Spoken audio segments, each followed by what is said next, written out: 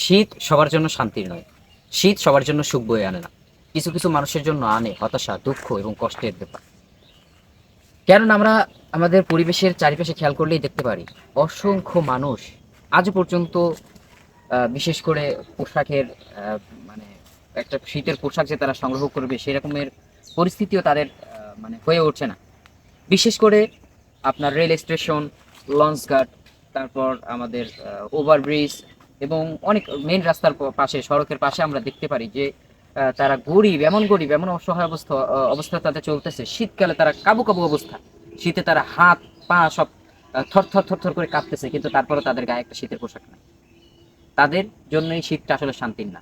তারা একটা সামান্য পলিথিন, আমি গত বছর দেখতেছি জালগাঠিতে একটা সামান্য পলিথিন গায়ে দিয়ে তারা মানে শীত নিবারণ করতেছে। কি অবস্থা! এই অবস্থা নিয়েও তারা আল্লাহ তাআলার কাছে শুকরিয়া আদায় করে। কিন্তু আমাদের তাদের শুকরিয়াকে মানে তাদের শুকরিয়া আদায় করতেছে, তারা মানে ইয়েতে আছে, সুখে আছে, আমরা সেটা মনে করবো না। কেননা আমাদের তাদের পাশে দাঁড়ানো আমাদের একান্ত কাম্য। আমাদের অনেকের আছে 10টা 5টা সোয়েটার আছে, কিন্তু তাদের একটা সোয়েটারও নাই। আমাদের বাড়িতে সুন্দর শীত নিবারণের পোশাক আছে, লেপ আছে, কম্বল আছে, বিভিন্ন আসবাবপত্র আছে, কিন্তু তাদের বাড়িতে কিচ্ছু নাই। তারা রাস্তার মধ্যে ঘুমায়, দিন আনে দিন খায়। এরকম একটা অবস্থা তাদের। আমাদের আসলে উচিত যে আমরা নিজেরা শুধু শান্তি ভোগ না করে তাদের পাশে কিছুটা হলেও আমরা যদি একটু দাঁড়াতে পারি। যে আমাদের 5টা সোয়েটার আছে, আমি সেখান থেকে 2টা সোয়েটার আমি দান করে দিলাম, সে 2টা সোয়েটার আমার লাগে না, তাদের জন্য দান করলাম।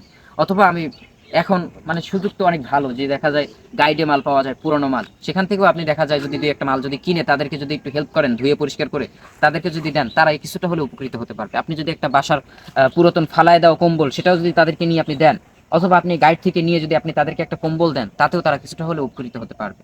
এই কারণে আমরা সকলে চেষ্টা করব যে অন্তত এই শীতের সিজনে তাদের পাশে হলে একটু হলেও দাঁড়াতে, একটু হলেও তাদের সাথে অংশীদার হতে। কেননা তারাও আমাদের মতো মানুষ। তাদেরকে আল্লাহ তাআলা হয়তো অনেক সম্পদের মালিক বানায় নাই, আমাদেরকে হয়তো আল্লাহ তাআলা আমাদের সামর্থ্য অনুযায়ী কিছু সম্পদ আমাদেরকে আল্লাহ তাআলা দান করেছেন। কিন্তু এই সম্পদ নিয়ে আমাদের নিজেদের মানে নিজেদের জন্যই সুখ হাসিল করলে চলবে না, এটা অপরের জন্য আমাদের ব্যয় করতে হবে। কারণ আল্লাহ রাব্বুল আলামিন বলেন যে তোমরা নিজেরা খাও এবং অন্যদেরকে খাওয়াও, নিজেরা পড়ো এবং অন্যদেরকে পড়াও। রাসূল সাল্লাল্লাহু আলাইহি সাল্লাম বলেন যে নিজের জন্য যেই ব্যক্তি যেই জিনিসটা ভালো মনে করে, অপরের জন্য যেন সেই জিনিসটা ভালো মনে করে, তাহলেই সে মুমিন। আমাদের প্রকৃত মুমিন হতে হলে আমাদের শর্ত এটাই যে আমাদেরকে অপরের জন্য কাজ করতে হবে। এই কারণে শীত সবার জন্য সুখের নয়, শীত কারো কারোর জন্য দুঃখের। এই কারণে আমরা যারা দুঃখ পাচ্ছে, যারা কষ্ট পাচ্ছে শীতে, আমরা তাদের অংশীদার হব, তাদের পাশে যেয়ে দাঁড়াবো যে ভাই তোমরা কষ্ট করো না, আমরাও তোমাদের সঙ্গে আছি।